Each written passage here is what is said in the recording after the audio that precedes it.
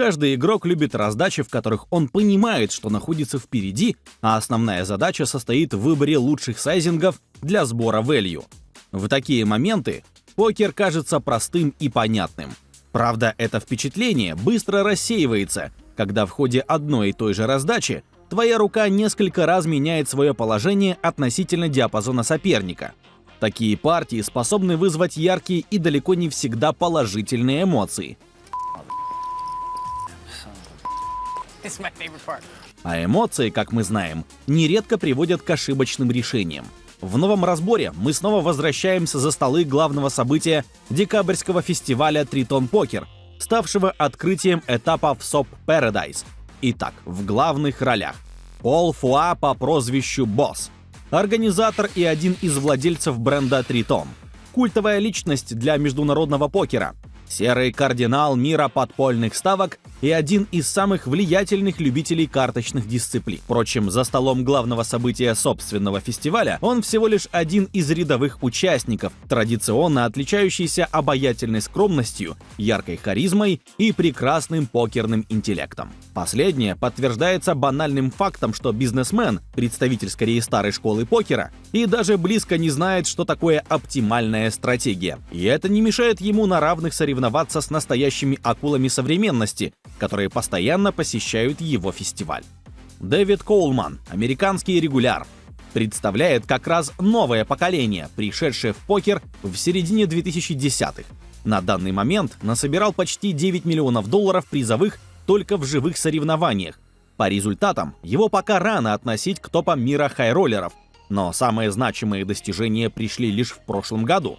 Поэтому мы вправе ожидать, что Коулман продолжит свой путь к вершине. Игра проходит на ставках 10-20 тысяч, плюс 20 тысяч в банке от большого блайнда в качестве анте. Итак, Дэвид на хай-джеке. Его руку мы пока не знаем, но диапазон американца достаточно широкий, он может открывать до 30% всех возможных стартеров. Пол Фуа на малом блайнде с разномастными тузом и дамой. Как и Биг Слик, эта рука ценна не столько как value-комбинация, сколько как блефовое сочетание с двумя мощными блокерами. А это значит, что в большинстве ситуаций этот стартер должен уходить в 3-бет. Но Пол почему-то решает закалировать. Можно предположить, что он не хочет рисковать. Но проблема в том, что как раз пассивный розыгрыш с этой рукой может представить для него куда большую угрозу. Он сохраняет в диапазоне Коулмана тузы с королями, что при попадании в топ-пару приводит его под доминацию. Более того, малазийцы выходят на пост-флоп без позиции, а без позиции реализовать эквити куда сложнее, чем действуя последним. Еще один аргумент за 3-бет, позволяющий забрать банк здесь и сейчас без лишних нервов на пост-флопе. Итак, на флопе соперники уже вне оптимальных диапазонов. И в этом вина Пола Фуа. Выходит доска, которая одновременно дает агрессору преимущество не капнутого на топ-пары диапазона, а коллеру мощное сцепление с бордом за счет многочисленных дро.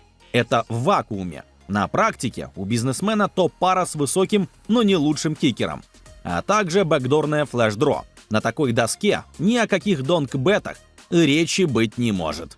Фуа чекает. А вот агрессор имеет право вообще не стесняться, делая ставку со всеми руками из своего диапазона. Это его текстура. У соперника из готовых натсов только карманные девятки и восьмерки, в то время как у самого Коулмана все топ-пары с бродвейными кикерами и другие карманные андерпары, которые собирают value с неготовых сочетаний малазийца. Дэвид ставит 80 тысяч. В банке 120 тысяч, 2/3. Приемлемый сайзинг для конт-бета. Естественно, у Пола нет выхода. Он обязан калировать. С одной стороны, это оптимистичная ситуация, ведь у соперника множество топ-пар слабее. С другой стороны, без позиции всегда сложно максимизировать прибыль и при этом не угодить в ловушку, самонадеянно раздув банк, кол. На терн соперники выходят с банком 280 тысяч, при этом в стеке Коулмана остаются 645 тысяч. СПР сокращается до значения чуть выше 2. Выходит пиковый валет, и это очень неприятная карта для диапазона агрессора. Во-первых, в абсолютном выражении у коллера куда больше одномастных рук, получивших готовый флеш. Во-вторых, поехала эквити рук с десяткой. Если у Коулмана, например, туз-король без масти, он уже не может чувствовать себя комфортно. Впрочем, мы пока не знаем, что же у него на самом деле. Однако констатируем, что Дэвид не решается на ставку. Естественно, чек у профессионала ни в коем случае не означает слабость его диапазона, но многие руки из его спектра действительно можно удалить. Но топ-пары с топ-кикером у него остаются, так как их следует сплитовать на бет и чек. К риверу банк не меняется, сохраняется СПР. Не исключено, что чеком терна Дэвид хотел обезопасить себя от привязки к банку, когда к риверу он мог бы потерять возможность отскочить от выставления. Это слабый аргумент для профессионала, но в условиях реального противостояния такой подход имеет право на жизнь. Выходит восьмерка и снова пика. Четвертая карта в масть на доске полностью обесценивает другие сочетания. Любые стриты становятся посредственными блеф-кетчерами, не говоря уже о сетах и доперах. И Фуа чувствует себя вполне комфортно. У него третий нац на доске. Он проигрывает только пиковым 10-7, которых у Коулмана просто нет в спектре, а также любому сочетанию с пиковым королем. Последних, к слову, не так уж и мало. Но Пол, по крайней мере, блокирует некоторые из них. В частности, тузы с королями и короли с дамами. Может ли Фуа наконец поставить сам? В этом мало смысла.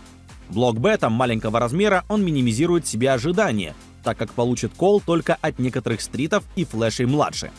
Чек-колом можно собрать дополнительное value с большего числа рук, с которыми оппонент оптимистично посчитает, что находится впереди.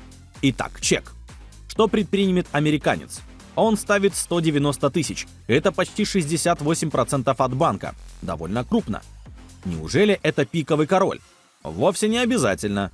Есть еще достаточно много рук с десяткой, дающих третий с точки зрения агрессора нац. Выше только руки с королем и дамой, а стрит-флэш 10-7 в таком случае блокируется самой десяткой. А третий нац очень хочет добрать тонкое value с флешей младше и многочисленных стритов. За спиной у Коулмана остаются 455 тысяч.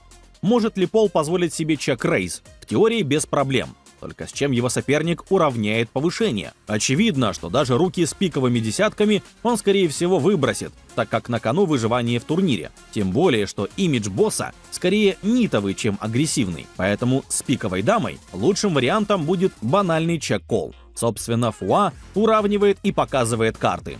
Коулман, в свою очередь, открывает даму с пиковой десяткой. Действительно, Дэвид понадеялся, что дилер не был настолько жесток, чтобы сдать оппоненту карту старше. Но это покер, и кулеры — это неизбежная составляющая. Итак, что сказать об игре Пола Фуа? Босс допустил явную техническую ошибку, переведя на флоп розыгрыш руки, которая могла забрать банк здесь и сейчас 3-бетом. Это привело к необходимости использовать пассивную линию, что всегда сопряжено с риском. Лишь по воле случая и дилера он доехал в сильное сочетание, что не оправдывает не самое лучшее начало раздачи. Что касается Коулмана, пожалуй, действительно неудачным можно назвать его чек на терне. Его стрит все еще был сильнее многих сочетаний оппонента, и давать тому возможность бесплатно доехать в комбинацию лучше все-таки ошибка. Да, фактор привязки к банку влияет на решение, но в таком случае разумнее было развить экшен на терне и притормозить на ривере в случае ухудшения ситуаций. Но это в голой теории. На практике Коулман не только выжил в этой раздаче, но впоследствии дошел до 6-й позиции и оформил свой best cash – 890 тысяч. Фуа не удалось добраться до призовой зоны. Это не говорит о разнице в уровнях двух оппонентов, а всего лишь подтверждает, что в покере нет безвыходных ситуаций, пока в стеке остается хоть одна фишка. У Дэвида после этой неудачной раздачи их было побольше, но ему пришлось действительно постараться, чтобы пробиться за финальный стол. На этом все, спасибо за просмотр. На нашем канале есть и другие подобные видео. Например, сумасшедший мастер-класс по чтению оппонента от Алекса Фоксена. Посмотрите обязательно. И не забудьте поставить лайк, подписаться на канал и нажать на колокольчик. Пока!